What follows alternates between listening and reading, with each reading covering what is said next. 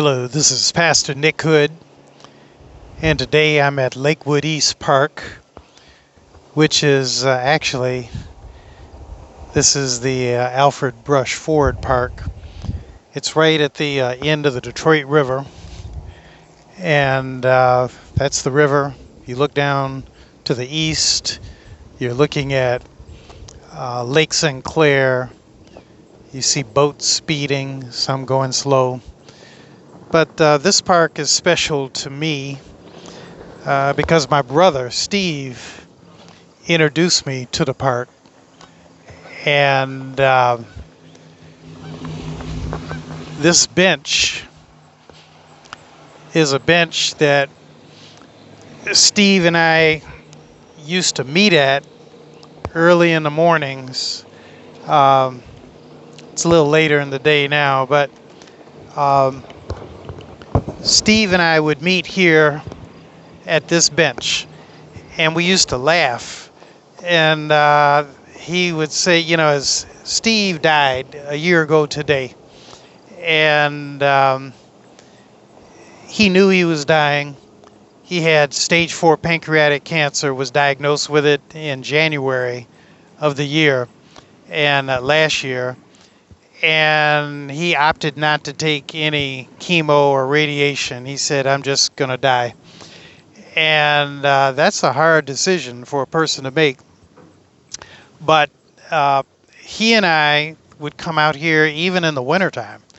And this is the last bench on the eastern part of the park. And I used to tease him. I said, well, when I get old, this is where I'm going to stop. I'm going to stop right here at this bench. And so today I'm reflecting on Steve's death. I've had a couple people reach out to me, Janet Hill Talbot and Trish Ashburn. And I don't even know if Janet and Trish know each other. Janet lives in New York. Trish is here in Detroit. And also Jill Vasilev, who's out in California somewhere. The three of them have reached out to me. And so I've been thinking to myself, maybe I should give some reflections, spiritual reflections on grief. And Elizabeth Kubler-Ross is the writer who popularized what she calls stages of grief. And I don't know if I remember them exactly, but I pretty much know them. And not necessarily in this order, but one is disbelief.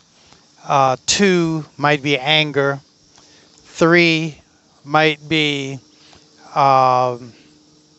transference, where you're angry at the death of your loved one, and then you want to transfer your anger onto somebody else, maybe guilt.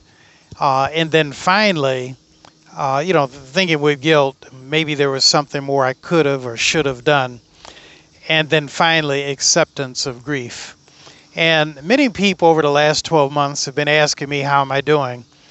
And I think I'm handling it okay. Steve and I were close. He was the last of my original nuclear family. And there were 5 of us. They are all dead. I've buried every last one of my family members, my original family unit. I don't say that to brag. I don't say that to feel sorry for myself, but that is the truth. I have buried my family, and I'm out here by myself. Now my wife will tell me, but you're not really alone because you have me. And that's true. But, my wife's got a job, and she's a judge. And I tease her. I say, you're hanging people all day long. And I say, I don't have time, or you don't have time to talk to me during the day. But with Steve, the last of my nuclear family members, I'd call Steve often 6, 7 in the morning. And when he was drinking, I'd call him about 7 o'clock at night to encourage him to get out of the bar. But then he stopped drinking, and so that wasn't an issue. But Steve and I would talk maybe a minimum of 2 times a day, sometimes 5 times a day. And I would call him the same way I used to call my dad, which was, just to check in. If I was going to a meeting, I would call him. If I leave a meeting, I'd call him. If I was doing something in particular, I'd call him. If I wasn't doing anything particular, I would call him. And that's a wonderful thing. I had a meeting this morning, a Zoom meeting. And at 9 in the morning, the meeting ended at 9:30. And when that meeting was over, my first reaction was, you could call Steve. But there's no Steve I can call. And so in that sense, I guess you could say I'm lonely. But in another sense, for the last 12 months, I helped my brother to die. I helped him to die in the sense that I'd go over to his house almost every night. And I had a routine. I didn't realize that he was hungry. But he was medicated. And we sometimes don't realize that a person may choose medication over food, or food over medication. And he'd send me out to the local Subway restaurant tucked within a gas station on East Jefferson at Alta Road. And I said, man, my brother is forcing me to prove my love for him. I said, because I don't go into gas stations in Detroit. Just because I hear all the news reports where sometimes people get shot, get robbed, get killed in the gas station. And so if the gas station doesn't take my credit card, I don't go in. But anyway, Steve had me going in the gas station to get him a Subway sandwich.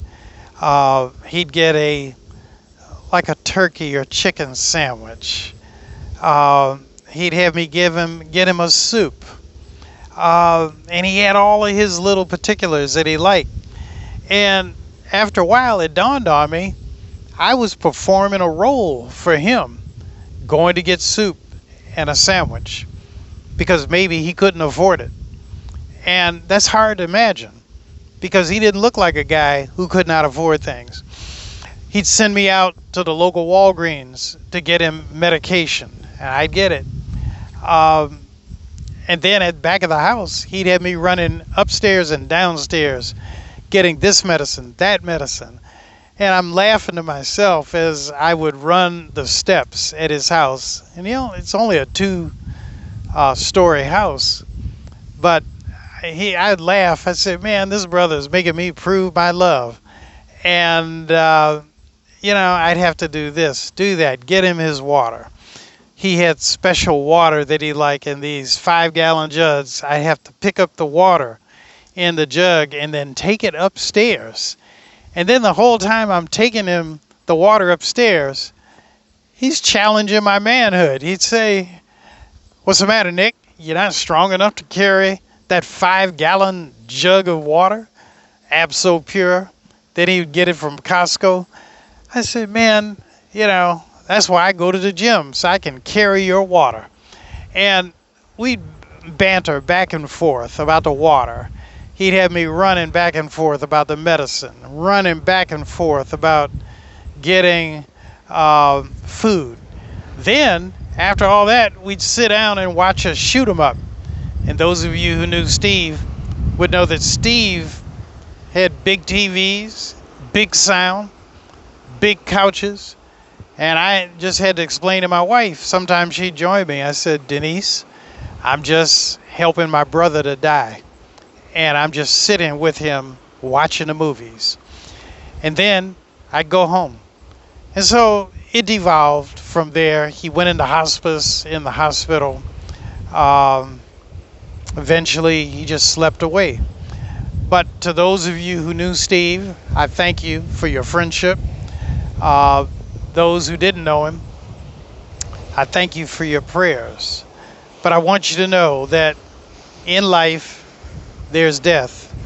And in death, there's stages of grief. And I don't want anybody to feel sorry for me because I've worked out my grief for my brother running up the stairs with a 5 gallon jug of some special water. I just drank the water from the Detroit faucet. And look at me, I'm 70 years of age. I'm still alive. But I'm so glad that when my brother wanted me to carry his water, I carried the water for him. And so, for those of you who knew Steve, love Steve, I thank you. Those who maybe didn't know him, but you feel sorry for me, that's nice. And I thank you for feeling sorry for me. But I encourage you, don't feel too sorry for me, because I've worked out my grief, as the Apostle Paul would say, with fear and trembling. And in the process, I move on. It's lonely for me, but I am moving on. Thank God. And I want you to know, if there's anybody here who is going through the grieving process, and frankly, most of us, all of us, at some point will go through grief if you're a human being. If there's anybody you ever loved, anybody you ever cared about, when they die, you will grieve for them. Maybe you're a cold, callous person and you really could care less. But in my opinion, the greatest thing we have in life is our relationships with one another. So I thank you for being with me today. Thank you for your prayers. Thank you for your friendship. I thank you for your concern.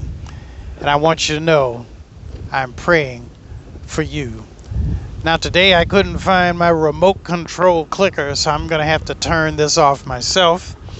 But here I am sitting at the mouth of the river, and one day when I get old, it's this bench where I'm going to be, just sitting by the river, passing the time away. God bless, God keep you, and remember, I am praying for you.